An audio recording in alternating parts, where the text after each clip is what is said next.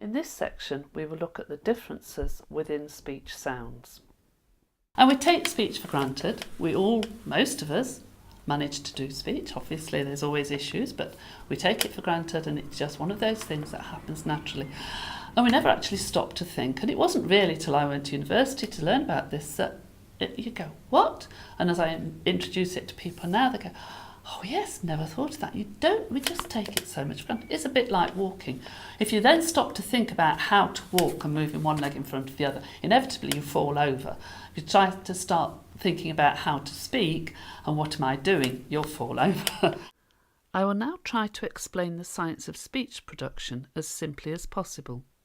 This is a diagram of a cross-section of a head. When we speak, we use the air coming out of our lungs and we disrupt its flow in some way by using different parts of our mouth. These include the lips, teeth and tongue. Speech sounds are divided into two types, consonants and vowels. When we produce a consonant sound, we use two parts of the mouth touching in some way to make the sound. Try saying p and feel your two lips touching.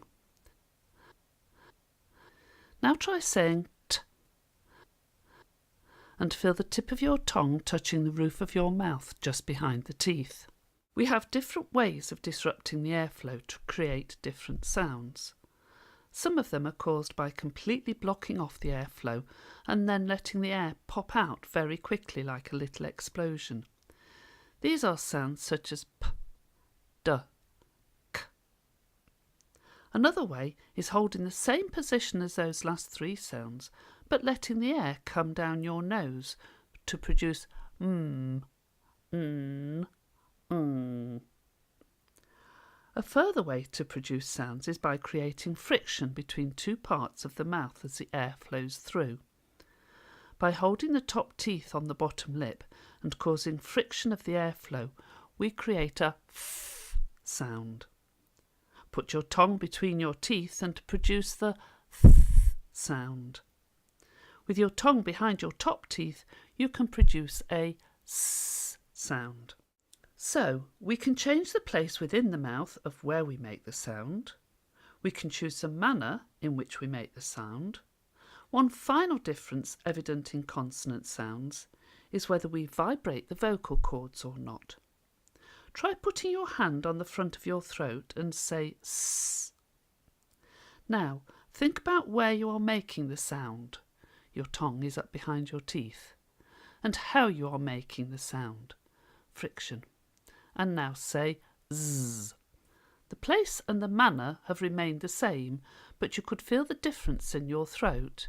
That is your vocal cords vibrating.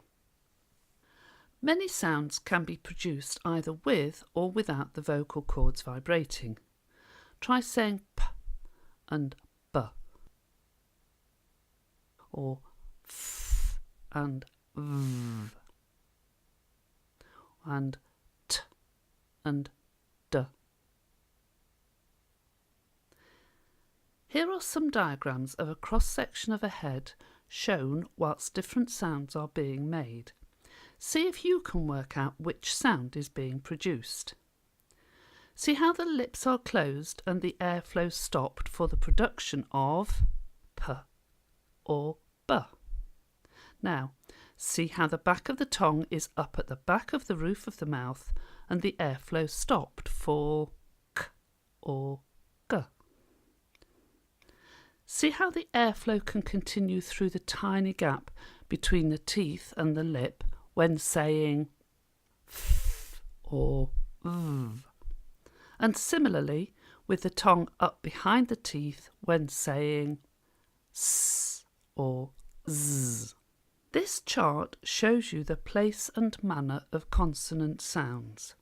Along the top of the chart it shows you where the sound is made, starting from the front of the mouth, bilabial being the two lips, dental being teeth, alveolar is the lumpy ridge you can find by feeling the roof of your mouth behind the top teeth, and so on back as far as the back of the mouth with the sound known as the glottal stop. This is the sound that is produced when someone says something like matter or butter. Down the side is how the sound is made. Plosives are the little explosion sounds that pop out of the mouth. Fricatives are the friction sounds. Where you have two sounds side by side in one box, the one on the left is produced without vibrating the vocal cords. We call that unvoiced. And the one on the right is produced whilst vibrating the vocal cords. We call that voiced. Vowel sounds are simpler. When we make a vowel sound, nothing touches anything else within the mouth. The only difference is the shape that we make of the mouth cavity whilst producing the sound. We do this by moving our tongue backwards and forwards and opening our mouths wider for different sounds. Try saying E, I, A, R, and feel your mouth open wider. Then try saying oo and feel your tongue up towards the back of the mouth. All vowel sounds are made whilst vibrating the vocal cords. Here are some diagrams of different vowel sounds. See if you can work out which sound is being made. E, R.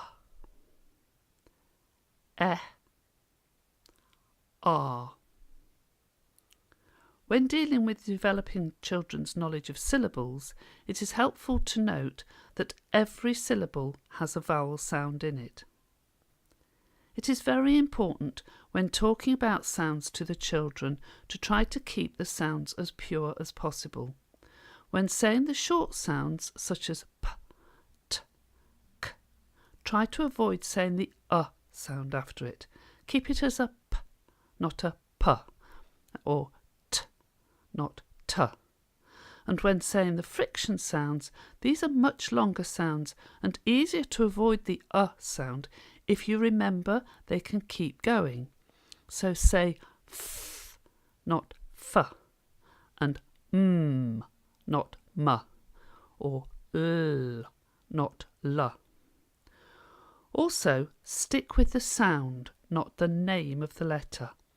So use f, not f, or k, not c. When you think about it, there is very little correlation between the sound at the beginning of the word chair and the letter name C.